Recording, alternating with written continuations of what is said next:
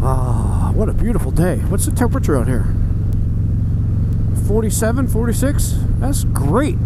Oh, love it. I had to take out one of my liners because it was just too damn hot. Oh, what a beautiful day. Ha ha!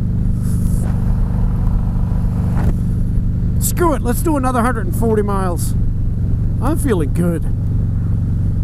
Oh, I got the endorphins going.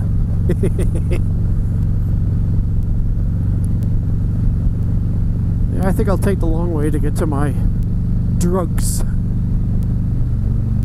Drugs.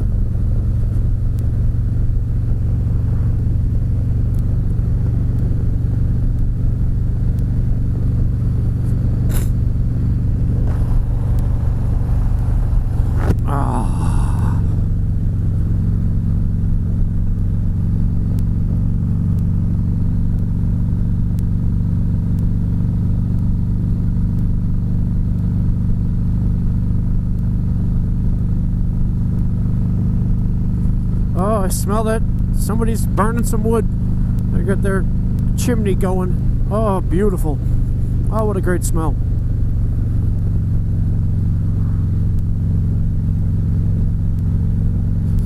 I was reading an article about Charlie Hunnam, the guy that was Jax in Sons of Anarchy. And he said for 7 years while he did the show, he basically didn't drive his car. I thought, well, that's cool and much more doable when you live in California. And I would say in California, it's probably advisable if you know how to ride a bike and know how to ride one well. Shit, it's better than a car because then you can lane split, get where you're going. You don't have to sit in traffic.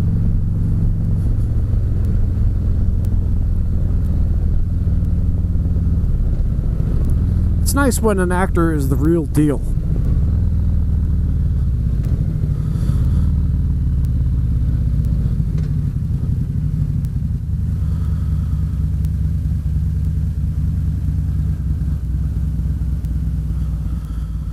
Green light.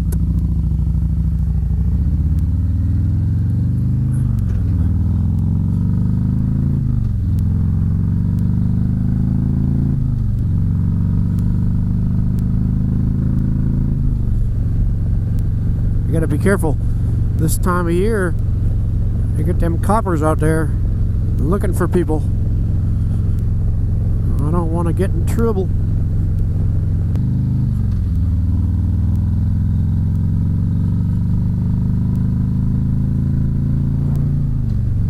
Oh, there's I saw this video. I think it was like my buddy Jason or my buddy Jared, my buddy so-and-so got himself a Harley-Davidson, and it's obviously a comedy skit thing, and it's brilliant because so many of us start out that way. So there you get this guy, very clean cut, clean shaven guy. Looks like he works for a junior high school or for an office somewhere, maybe a dentist. And he's got on very shiny black leather jacket and chaps, and he's got the biker boots. And he has himself a little Sportster, he's sitting on it. And his friend's making fun of him as he's, oh, look at you gonna ride that bike? And kind of thing. And he said something like, yeah, the guys sold it to me at the dealership. Yes. Oh, yeah, did he sell you them leathers too? Yeah, he sold me the whole thing, man. I said, just give me the whole thing. So it's making fun of, you know, middle-aged dudes who decide they want to be Harley dudes. And there's another video of him on some kind of a dating site, like, hey ladies, look at this guy, you know, and I got this bike right here, you want to go for a ride, kind of thing. It was funny as hell. If I can get the link, if I can remember to put the link in, I will. And then there was some other weird thing happening where he got in trouble with somebody and they were taking his bike or whatever. I don't know what was going on, but he said, I'm going to sell it, I'll put it on eBay for like $10. So obviously it didn't work out for him the way he hoped.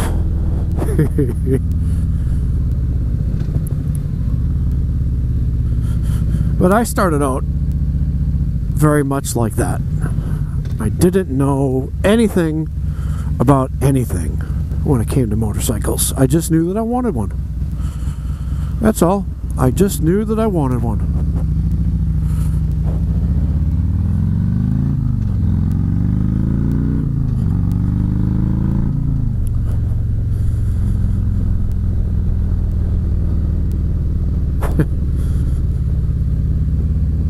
I played dress up. I got the jacket and the do-rag and the boots and the... Well, actually, I had military boots that I just used them for a while because my wife wouldn't let me buy boots. I didn't know how to ride the bike at all, so I had to play in the garage, moving it around in the garage, taking pictures of it.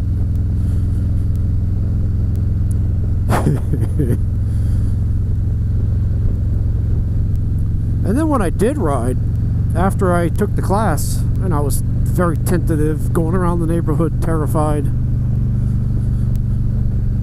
And my neighbor, the guy that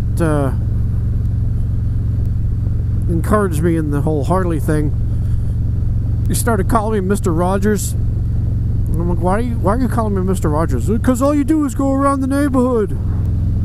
Oh, I get it. Ha ha.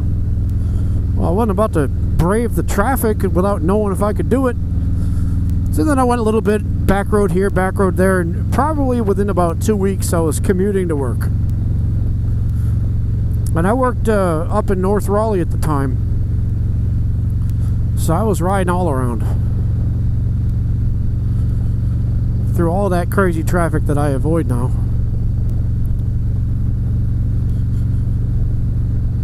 One day I arrived at my job, and there was a new security guard there, and she came over to look at my bike, and I thought I was in trouble for a second, and she says to me, "Are you in a gang?" And I said, no. And she said, "Aw." She was disappointed. She wanted me to be in a gang. Like, no, I'm an English teacher. I'm about as boring as it gets. Are you in a gang? But you could see in the pictures, maybe if I can, I'll try to put the pictures in here. Pictures of me as a very new rub kind of guy. And then a picture of me after I had some experience under me.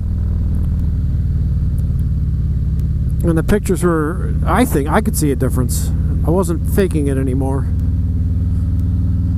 And then I started to wear gear, not because it looked good, but because of, you know, what it did, protection-wise. It had a utility to it.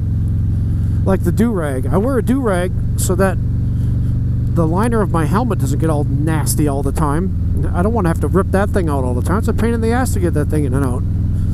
So I wear the do-rag, so I don't have to change the liner as much. And the gloves. I used to wear fingerless gloves because they were, in the summertime it was cooler to wear them, and I thought I looked more badass. I didn't. What ended up happening was I would get sunburned on the part of my hand where the glove didn't cover, on my fingers and on the back of my hand, and I could see my skin aging. What the hell happened here? Somebody hooked up. Oopsie.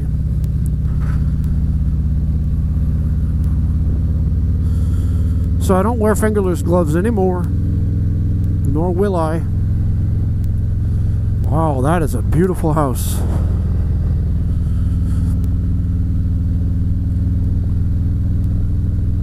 I try to wear gloves with armor. If Fox Creek Leather made these with armor, I would definitely get them. There's no impact resistance on these at all, so that would suck. I really got to do something about that.